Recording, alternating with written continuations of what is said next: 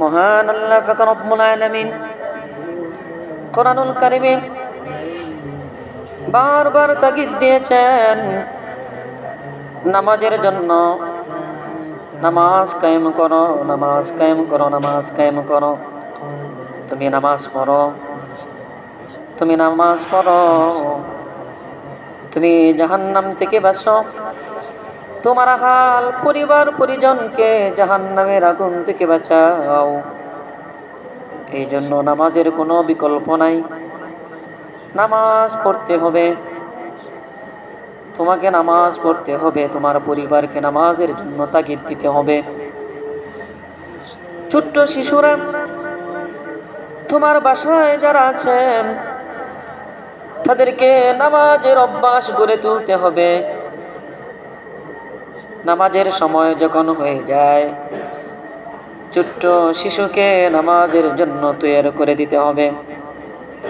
আজান যখন হয়ে যায় ছোট্ট শিশুর ব্রেইনের ভিতরে এটা তোমাকে ঢুকিয়ে দিতে হবে। আজান হয়ে গেছে, অন্যান্য কাজকর্ম এখন বন্ধ থাকবে, নামাজ পড়তে হবে। এই অভ্যাস যখন ছোট্ট শিশুর জীবনে গড়ে উঠবে তখন তার বাকি জিন্দেগি চলতে নামাজ পড়তে আর কোনো সমস্যা হবে না, অসুবিধা হবে না, অনীহা পোষণ করবে না।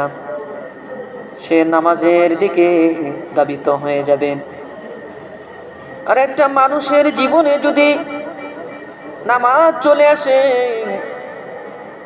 এই মানুষের জীবন, সাংসারিক জীবন সুন্দর হয়ে যাবে, সামাজিক জীবন সুন্দর হয়ে যাবে। তার চলাফেরা করতে আর কোনো সমস্যা হবে না।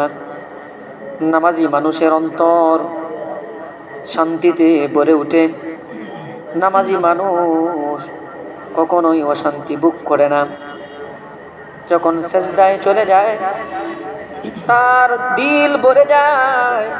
যখন মালিকের কুদরতি পায়ে সেজদা করে তখন তার এমন শান্তি চলে আসে, সমস্ত ক্লান্তি দূর হয়ে যায়। এই জন্য পরিবারে যত শিশুরা আছে নামাজের অভ্যাস গড়ে তুলতে হবে।